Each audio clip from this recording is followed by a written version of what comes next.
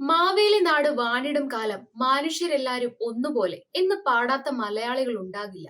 കള്ളവും ചതിയും കള്ളപ്പറയും ഒന്നുമില്ലാത്ത ഒരു രാജ്യം നമ്മൾ മലയാളികളുടെ സ്വപ്നമാണ്. അത്തരത്തിലൊരു നാടുണ്ടെന്ന് പറഞ്ഞാൽ നിങ്ങൾ വിശ്വസിക്കുമോ? അതെ, സ്വന്തമായി പട്ടാളവും ഭാഷയും കറൻസിയും ഒന്നുമില്ലാത്ത എന്നാൽ വളരെ സ്വച്ഛ സുന്ദരമായ ഒരു രാജ്യം. ലിച്ചൻസ്റ്റൈൻ എന്നാണ് ഈ രാജ്യത്തിന്റെ പേര്. ഇതിന്റെ വിശേഷങ്ങൾ അറിഞ്ഞാൽ നിങ്ങളും പറയും ഈ ഭൂമിയിൽ ഒരു സ്വർഗമുണ്ടെങ്കിൽ അത് ഇതാണെന്ന്. യൂറോപ്യൻ രാജ്യമാണ് ലിച്ചൻസ്റ്റൈൻ. പടിഞ്ഞാറൻ സ്വിറ്റ്സർലൻഡും കിഴക്ക് ഓസ്ട്രിയയുമാണ് ഈ ചെറു രാജ്യത്തിന് അതിരിടുന്നത്. നമുക്ക് ഇവിടേക്ക് പോകണമെങ്കിൽ ഓസ്ട്രിയയിലോ സ്വിറ്റ്സർലൻഡിലോ വിമാനമിറങ്ങണം. കാരണം ലിച്ചൻസ്റ്റൈൻ എന്ന ഈ സ്വർഗരാജ്യത്തിന് ഒരൊറ്റ വിമാനത്താവളം പോലുമില്ല. സ്വിറ്റ്സർലൻഡിലെ സെന്റ് ഗാലൻ ആൾട്ടർഹെയിൻ വിമാനത്താവളമാണ് ലിച്ചൻസ്റ്റൈന് ഏറ്റവും അടുത്തുള്ള വിമാനത്താവളം. 50 കിലോമീറ്റർ അകലെയാണ് ഇത് സ്ഥിതി ചെയ്യുന്നത്. 120 കിലോമീറ്റർ അകലെയുള്ള സൂറിച്ചി വിമാനത്താവളമാണ് പ്രദേശവാസികൾ കൂടുതലായും ഉപയോഗിക്കുന്നത്. വിശുദ്ധ റോമ സാമ്രാജ്യത്തിന്റെ അവശേഷിക്കുന്ന അവസാന ഭാഗമാണത്രേ ലിച്ചൻസ്റ്റൈൻ. ലിച്ചൻസ്റ്റൈൻ എന്ന രാജ്യത്തെത്താൻ നമുക്ക് ആ രാജ്യം വിസയൊന്നും തരില്ല കേട്ടോ. സ്വിറ്റ്സർലൻഡിലേക്കോ ഓസ്ട്രിയക്കോ വിസയുണ്ടെങ്കിൽ ഈ രാജ്യത്തേക്കും പ്രവേശിക്കാം. ഷെങ്കൺ വിസയിൽ വന്നാലും ഇവിടെ ആരും തടയില്ല. അതിർത്തിയിൽ പാസ്പോർട്ട് പോലും കാണിക്കേണ്ട കാര്യമില്ല. വാസ്തവത്തിൽ അതിർത്തി എന്നത് ഇവിടെ വെറും ഒരു സങ്കല്പം മാത്രമാണ്. അല്ലാതെ ഇന്ത്യ പാക് അതിർത്തി പോലെ പട്ടാളക്കാരോ ചെക്ക് പോസ്റ്റോ ഒന്നും ഇവിടെ കാണാൻ കഴിയില്ല. 62 ചതുരശ്ര കിലോമീറ്റർ വിസ്തീർണം മാത്രമാണ് ഈ ചെറു രാജ്യത്തിനുള്ളത്. 2 ദിവസം കൊണ്ട് നടന്ന് ചുറ്റി കാണാവുന്ന അത്ര വലിപ്പമേ ഈ രാജ്യത്തിനുള്ളൂ. ഈ രാജ്യത്തിന്റെ പ്രകൃതി സൗന്ദര്യം പറയാതെ പോകാനാകില്ല. ആൽപ്സ് പർവ്വതനിരയുടെ ഭാഗമായ ഈ ഭൂപ്രദേശത്തിന്റെ 25 കിലോമീറ്റർ നീളമുള്ള പർവ്വതമാണ്. രാജ്യത്തിന്റെ മുന്നിൽ 2 ഭാഗവും മധ്യ ആൽപ്സിന്റെ ഭാഗമായ റെറ്റിക്കോൺ പർവ്വതനിരകളുടെ താഴ്വരകളാണ്. 2599 മീറ്റർ നീളമുള്ള ഗ്രാസ് പീറ്റ്സ് ആണ് രാജ്യത്തെ ഏറ്റവും ഉയർന്ന കൊടുമുടി. രാജ്യത്തിന്റെ ഭൂരിഭാഗം പ്രദേശങ്ങളും സമുദ്രനിരപ്പിൽ നിന്നും 6000 അടി ഉയരത്തിലാണ് സ്ഥിതി ചെയ്യുന്നത്. നിത്യഹരിത വനങ്ങളും ആൽപൈൻ പുഷ്പങ്ങളാലും അലങ്കരിക്കപ്പെട്ട താഴ്വരയുടെ കൊടുമുടികൾ മഞ്ഞു മൂടിയ കാഴ്ചയാണ് ഇവിടെ എങ്ങും. സാമിന, റൈൻ എന്നീ നദികളാണ് ഈ മണ്ണിനെ അത്രമേൽ ആർദ്രമാക്കുന്നത്. ആൽപ്സിൽ ജന്മമെടുത്തവയാണ് സാമിനയും റൈനും. ആകെ 40,000-ൽ താഴെ മാത്രമാണ് ഈ രാജ്യത്തെ ജനസംഖ്യ. ഇനിയാണ് ശരിക്കും നിങ്ങളെ അത്ഭുതപ്പെടുത്തുന്ന ഒരു കാര്യം പറയാനുള്ളത്. ജനസംഖ്യയേക്കാൾ കൂടുതൽ കമ്പനികളുള്ള രാജ്യമാണ് ലിച്ചൻസ്റ്റൈൻ. അതിനും ഒരു കാരണമുണ്ട്. അതുകൂടി പറഞ്ഞിട്ട് ഈ രാജ്യത്തിന്റെ മറ്റു വിശേഷങ്ങളിലേക്ക് പോകാം. മിക്ക രാജ്യങ്ങളിലും പ്രവർത്തിക്കുന്ന മൾട്ടിനാഷണൽ കമ്പനികൾ രജിസ്റ്റർ ചെയ്തിരിക്കുന്നത് ഈ ചെറു രാജ്യത്താണ്. കമ്പനികൾക്കും ബിസിനസ്സുകൾക്കും വളരുവാൻ വളരെ അനുയോജ്യമായ ഇവിടുത്തെ നിയമങ്ങൾ എന്നത് തന്നെയാണ് അതിന്റെ പ്രധാന കാരണം. ലിച്ചൻസ്റ്റൈനിൽ നികുതി നിരക്കുകൾ വളരെ കുറവാണ്. ഈ ഒരൊറ്റ കാരണം പോരെ കമ്പനികൾക്ക് ഇങ്ങോട്ട് ആകർഷിക്കാൻ. വികസിതവും ഉയർന്ന വ്യവസായവൽകൃതവുമായ സ്വതന്ത്ര എന്റർപ്രൈസ് സമ്പദ് വ്യവസ്ഥ ഈ രാജ്യത്ത് നിലനിൽക്കുന്നു. കോർപ്പറേറ്റ് നികുതി നിരക്കുകൾ കുറയ്ക്കുവാനെടുത്ത നടപടികളാണ് ഈ രാജ്യത്തേക്ക് വിദേശ കമ്പനികളെയും കോർപ്പറേറ്റുകളെയും ആകർഷിച്ചത്. അതോടെ ഇവിടുത്തെ സമ്പദ് വ്യവസ്ഥ അഭൂതപൂർവമായ വളർച്ച കൈവരിക്കുകയുമായിരുന്നു. ശരിക്കും ഒരു വ്യവസായ സൗഹൃദ നാട് തന്നെയാണ് ലിച്ചൻസ്റ്റൈൻ. ഇവിടുത്തെ ജനങ്ങളിൽ 1/3 പേരും കോടീശ്വരന്മാരാണ് കേട്ടോ. ബാക്കിയുള്ളവർ വെറും ലക്ഷപ്രഭുക്കളും. എന്താ അല്ലെ?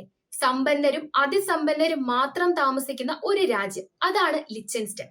ലിച്ചൻസ്റ്റൈന്റെ പ്രതിശീർഷ GDP $1,66,726 രാജ്യത്തിന്റെ GDP അനുപാതത്തിൽ 0.5% മാത്രമാണ് കടമുള്ളത്. ദേശീയ കടമില്ലാത്ത രാജ്യം കൂടിയാണ് ഇത്. ഇലക്ട്രോണിക്സ്, മെറ്റൽ നിർമ്മാണം, ദന്ത ഉൽപ്പന്നങ്ങൾ, ഒപ്റ്റിക്കൽ ഉപകരണങ്ങൾ, ഫാർമസ്യൂട്ടിക്കൽ എന്നിവയുൾപ്പെടെ ഏതാണ്ട് എല്ലാ വ്യവസായവും ഈ ചെറു രാജ്യത്തുണ്ട്. ലോകത്തിലെ 20% കൃത്രിമ ദന്തവും ലിച്ചൻസ്റ്റൈൻ ആണ് നിർമ്മിക്കുന്നത്. ഷാൻ ആസ്ഥാനമായി പ്രവർത്തിക്കുന്ന ഇവോക്ലാർ വിവാഡൻ എന്ന കമ്പനി പ്രതിവർഷം 60 ദശലക്ഷം കൃത്രിമ പല്ലുകൾ ഉൽപ്പാദിപ്പിക്കുന്നു. എന്ന് വെച്ചാൽ നമ്മൾ ഉപയോഗിക്കുന്ന വെപ്പ് പല്ല് ഒരുപക്ഷെ ഈ രാജ്യത്ത് നിർമ്മിച്ചതാകാം. ഈ രാജ്യത്തിന്റെ ഇല്ലായ്മകളെ കുറിച്ച് നാം അറിഞ്ഞിരിക്കണം. വിമാനത്താവളം ഇല്ലെന്ന് ആദ്യമേ പറഞ്ഞല്ലോ. വിദേശ രാജ്യങ്ങളുടെ എംബസിയും ഈ രാജ്യത്തിനില്ല. ഈ ലോകത്ത് വിദേശ രാജ്യങ്ങളുടെ എംബസികളില്ലാത്ത 2 രാജ്യങ്ങളെ ഉള്ളൂ. ഒന്ന് ലിച്ചൻസ്റ്റൈൻ എന്ന ഈ ചെറു രാജ്യവും മറ്റൊന്ന് പോപ്പ് ഭരിക്കുന്ന വത്തിക്കാനും. സ്വന്തമായി ഭാഷയില്ലാത്തതിനാൽ ജർമ്മൻ ഭാഷയാണ് ലിച്ചൻസ്റ്റൈനിൽ ഉപയോഗിക്കുന്നത്. എന്നാൽ പൂർണ്ണമായും ജർമ്മൻ ഭാഷ എന്ന് പറയുവാൻ സാധിക്കില്ല. സ്വിറ്റ്സർലൻഡിലെ ജർമ്മൻ ഭാഷയോട് സാദൃശ്യമുള്ള ഭാഷയാണ് ഇവിടുത്തേത്. ജർമ്മൻ ഭാഷ സംസാരിക്കുന്ന ലോകത്തിലെ ഏറ്റവും ചെറിയ രാജ്യങ്ങളിൽ ഒന്നുകൂടിയാണ് ഇത്. സമ്പന്നരുടെയും അതിസമ്പന്നരുടെയും രാജ്യമായിട്ടും സ്വന്തമായി കറൻസിയും ഈ രാജ്യത്തിനില്ല. സ്വിറ്റ്സർലൻഡിന്റെ കറൻസിയായ സ്വീസ് ഫ്രാങ്ക് ഔദ്യോഗിക കറൻസിയായി ഉപയോഗിക്കുന്ന ലോകത്തിലെ രണ്ട് രാജ്യങ്ങൾ സ്വിറ്റ്സർലൻഡും ലിച്ചൻസ്റ്റനുമാണ്. യൂറോയും ഇവിടുത്തെ വിനിമയത്തിന് ഉപയോഗിക്കാം. സ്വന്തമായി ഭാഷയില്ല, സ്വന്തമായി കറൻസിയില്ല. എന്തിനേറെ പറയണം, നേരെ ചൊവ്വെ പറയാനായി ഒരു കൊടും ക്രിമിനൽ പോലും ഈ രാജ്യത്തിനില്ല. അതെ, ലോകത്തിലെ തന്നെ ഏറ്റവും കുറഞ്ഞ കുറ്റകൃത്യ നിരക്കുള്ള രാജ്യങ്ങളിൽ ഒന്നുകൂടിയാണ് ലിച്ചൻസ്റ്റൺ. 1997 ഈ രാജ്യത്ത് ഏറ്റവും അവസാനമായി ഒരു കൊലപാതകം നടന്നത്. മോഷണം, പിടിച്ചുപറി, ബലാത്സംഗം മുതലായ കാര്യങ്ങളൊക്കെ ഇവിടെ വളരെ വിരളമാണ്. കുറ്റവാളികളുടെ ദാരിദ്ര്യം ഇവിടുത്തെ ജയിലുകളെ ബാധിച്ചിട്ടുണ്ട്. ഇവിടുത്തെ ജയിലുകളിലും വളരെ കുറച്ച് തടവുകാർ മാത്രമേ ഉള്ളൂ. 2 വർഷത്തിലധികം തടവ് ശിക്ഷ ലഭിക്കുന്നവരെ ഓസ്ട്രിയയിലേക്ക് മാറ്റുകയാണ് പതിവ്. കള്ളന്മാരും കൊലപാതകികളും ഇല്ലാത്തതിനാൽ ഇവിടുത്തെ കോടീശ്വരന്മാർക്ക് പോലും രാത്രികാലങ്ങളിൽ വാതിലടയ്ക്കാതെ കിടന്നുറങ്ങുവാൻ ഒരു മടിയുമില്ല. സ്വന്തമായി പട്ടാളവും ഈ നാട്ടിലില്ല. അയൽക്കാർ തങ്ങളെക്കാൾ ശാന്തരായതിനാലാകണം ഇവർ സൈന്യത്തെക്കുറിച്ച് ചിന്തിക്കാത്തത്. ഈ രാജ്യത്തിന്റെ പ്രതിരോധം സ്വിറ്റ്സർലൻഡിന്റെ ഉത്തരവാദിത്തമാണ്. പ്രകൃതി രമണീയമെങ്കിലും സഞ്ചാരികൾക്ക് ഇവിടെ അത്ര പഥ്യമല്ല കേട്ടോ. യൂറോപ്പിൽ ഏറ്റവും കുറച്ച് മാത്രം സഞ്ചാരികൾ വരുന്ന 2ാമത്തെ രാജ്യമാണ് ലിച്ചൻസ്റ്റൺ. 1,00,000-ൽ താഴെ മാത്രമാണ് ഓരോ വർഷവും ഇവിടെ എത്തുന്ന സഞ്ചാരികളുടെ എണ്ണം. ഹൈക്കിംഗ് ആണ് ഇവിടുത്തെ വിനോദസഞ്ചാരത്തിന്റെ പ്രധാന ആകർഷണം. ഇവിടെ അംഗീകരിക്കപ്പെട്ട 30ഓളം അതിമനോഹരങ്ങളായ ഹൈക്കിംഗ് റൂട്ടുകളുണ്ട്. ആൽപ്സിന്റെ കാഴ്ചകളും ഗ്രാമങ്ങളിലൂടെയുള്ള സഞ്ചാരവുമാണ് ഇതിന്റെ പ്രധാനം. യൂറോപ്പിൽ ഏറ്റവും കുറച്ച് സഞ്ചാരികൾ എത്തുന്നത് സാൻ മാരിനോയിലാണ്. ലോകത്തിലെ ഏറ്റവും ചെറിയ 5ാമത്തെ രാജ്യമായ സാൻ മാരിനോ പൂർണ്ണമായും ഇറ്റലിക്കുള്ളിലാണ്. വാഡൂസ് നഗരമാണ് ലിച്ചൻസ്റ്റന്റെ തലസ്ഥാനം. 5425 പേരാണ് വാഡൂസിൽ താമസിക്കുന്നത്. എന്നാൽ ഇവിടുത്തെ വലിയ നഗരം വാഡൂസ് അല്ല കേട്ടോ, ഷാൻ പട്ടണമാണ് ഈ രാജ്യത്തെ വലിയ നഗരം. എന്നാൽ ഷാൻ പട്ടണം അത്ര പ്രസിദ്ധമൊന്നുമല്ല. വാഡൂസിനേക്കാൾ 583ഓളം കൂടുതലാണ് ഇവിടുത്തെ ജനസംഖ്യ. ഇനി നമുക്ക് ഇവിടുത്തെ ഭരണ സംവിധാനം കൂടി ഒന്ന് അറിഞ്ഞു വരാം. ഭരണഘടനാധിഷ്ഠിത രാജവാഴ്ചയാണ് ഈ രാജ്യത്ത് നിലനിൽക്കുന്നത്. രാജകുമാരനാണ് രാഷ്ട്രത്തലവൻ. രാജകുടുംബത്തിന്റെ ചട്ടങ്ങളാൽ നിർണയിക്കപ്പെടുന്ന പുരുഷനാണ് സിംഹാസനത്തിൽ എത്തുക. രാജഭരണമെങ്കിലും ഇവിടെ ഒരു ജനപ്രതിനിധിയുണ്ട്. ഡയറ്റ് എന്നാണ് പേര്. 25 പേരാണ് ഡയറ്റിലുള്ളത്. 4 വർഷത്തേക്ക് പ്രായപൂർത്തി വോട്ടവകാശത്തിന്റെ അടിസ്ഥാനത്തിൽ നടക്കുന്ന തെരഞ്ഞെടുപ്പിലൂടെയാണ് ഡയറ്റിലേക്കുള്ള ആളുകളെ നിശ്ചയിക്കുന്നത്. ജനപ്രതിനിധി സഭയുടെ ശുപാർശ പ്രകാരം രാജകുമാരൻ നിയമിക്കുന്ന ഒരു പ്രധാനമന്ത്രിയും 4 മന്ത്രിമാരും അടങ്ങുന്നതാണ് മന്ത്രിസഭ. രാജ്യത്ത് സ്വയംഭരണാധികാരമുള്ള 11 കമ്മ്യൂണുകളുണ്ട്. ഇവിടുത്തെ ഭരണ സംവിധാനത്തിന്റെ കാലാവധി 3 വർഷമാണ്. കമ്മ്യൂണുകളിലും ജനാധിപത്യം തന്നെയാണ്. നൂറ്റാണ്ടുകളായി വിശുദ്ധ റോമാ സാമ്രാജ്യത്തിന്റെ ഭാഗമായിരുന്ന ഈ താഴ്വര, വഡൂസിലെ പ്രഭുവും ഷെല്ലൻബർഗ് പ്രഭുവുമായിരുന്നു ഈ പ്രദേശം നിയന്ത്രിച്ചിരുന്നത്. AD 1719 ഈ 2 പ്രഭുക്കന്മാരും അടങ്ങുന്ന ലിച്ചൻസ്റ്റന്റെ പ്രിൻസിപ്പാലിറ്റി സ്ഥാപിക്കപ്പെട്ടു.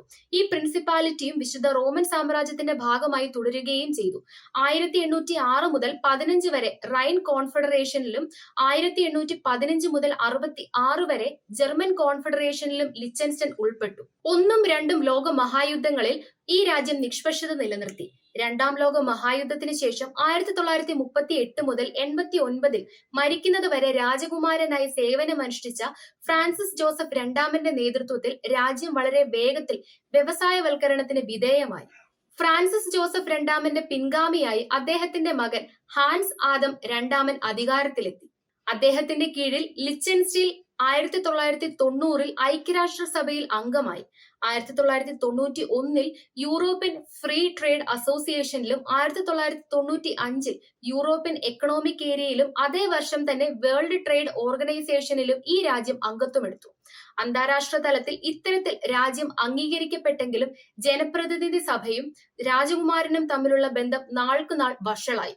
സിംഹാസനത്തിൽ കൂടുതൽ അധികാരങ്ങൾ വേണമെന്ന് ഹാൻസ് ആദം രണ്ടാമൻ വാശി പിടിച്ചു. വീറ്റോ അധികാരങ്ങൾ സിംഹാസനത്തിന് കൈവന്നത് 2003 ഒരു ഭരണഘടനാപരമായ റഫറണ്ടത്തിലാണ്. ജനപ്രതിനിധി സഭയിൽ ഭൂരിപക്ഷമുണ്ടെങ്കിലും സർക്കാരിനെ പിരിച്ചുവിടാനുള്ള അധികാരവും രാജകുമാരന് ഈ റഫറണ്ടത്തിലൂടെ കൈവന്നു. രാജകുമാരനിൽ വിശ്വാസ വോട്ട് തേടാനുള്ള അവകാശവും ഇതേ റഫറണ്ടം പൗരന്മാർക്ക് നൽകി. അത് ഹാൻസ് ആദം രണ്ടാമന് സിംഹാസനം ഒഴിയാൻ കാരണമായി. 2004 ഹാൻസ് ആദമിന്റെ മകൻ കിരീടാവകാശി അലോയിസ് ഭരണ ചുമതലയിലെത്തി.